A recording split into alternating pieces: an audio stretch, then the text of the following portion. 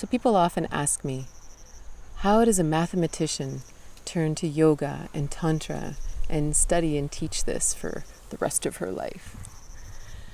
Well, so back in 1993, I graduated from the University of Waterloo with a Bachelor of Mathematics in Combinatorics and Optimization, which isn't really very interesting, except that it's a very fascinating way of using mathematics to understand the world around us. And this is what mathematics really is. It isn't just arithmetic. You know, people used to say to me, okay, can you add these two numbers really fast or something? Which I can't. You know, that's not really what mathematics is. The original mathematicians were philosophers. They were people that looked at the world and thought, what's really going on? And instead of viewing it as chaos, that we are just victims of whatever comes along, they thought, no, I think there's patterns. I think there's something interesting going on. And I think it's so interesting that we can map it using numbers, that it's that understandable. This is really what the ancient yogis and the ancient tantriks also saw. They saw that there was something much bigger going on, right? There was a bigger picture, that we could look at all the individual details and all the things going on, but they all fit into a much more beautiful, bigger picture. But the key was actually being able to relax our mind long enough to see differently. It's like you can see with these eyes, or you can see with this eye. And that may be kind of an abstract concept, but this is really what yoga and tantra are all about. It's about being able to use our mind, but set it aside when we don't want to, and we want to look through a different eye. This is where you're talking to someone, and they're saying all kinds of things, and you're hearing everything they're upset about, and everything that is bothering them, and all their fears and worries. And you're listening with one part of your mind, but there's another part of you that's listening to something else. It's like we can hear the big picture of what's going on within them as well. Similarly with ourselves, we can get lost in all the thoughts and the processes. This is the challenge of our logical mind. It can think and think and think and think and go in circles. If we can't pull out of that and actually see the forest for the trees, we stay stuck, possibly for our whole life. Then all of a sudden something happens. We have some kind of crisis. And then we pull back and we realize that all of our logic has taken us to a dead end.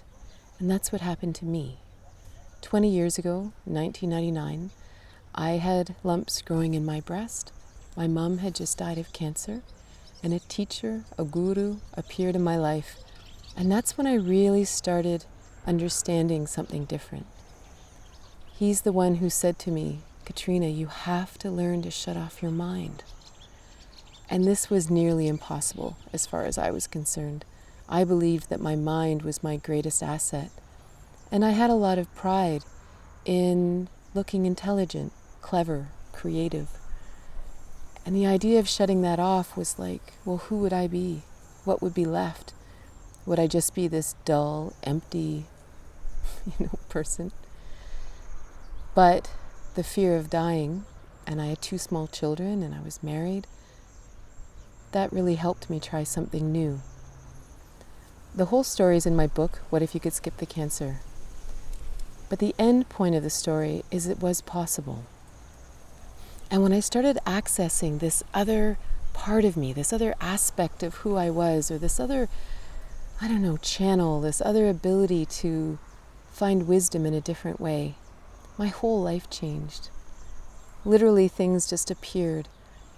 At one point I wanted to buy a train station. And I did. This old train station came for sale, and I got it at the price I wanted, and I ran classes, and I taught everything I ever wanted to teach there. And these things are really possible.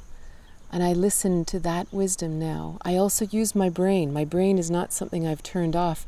It's an incredible thing for building businesses and doing web pages and finding solutions that aren't there. But I also have this wisdom. I also have this other aspect of my being that works with my brain and just can create incredible things. This is truly what Tantra is. It's blending that deep wisdom, that stillness, with this incredible world we live in. Yoga is this ability to yoke, to bring all of the aspects of who we are together. And the problem is that in most of our modern world, we aren't even accessing all the parts of who we are. So when we do yoga, we aren't even pulling all the pieces together because we haven't even developed most of what it is to be human. So this is my story. This is why I love yoga. I love tantra. I love all of these Eastern philosophies, but I also love the mind. I love the mathematics of the world.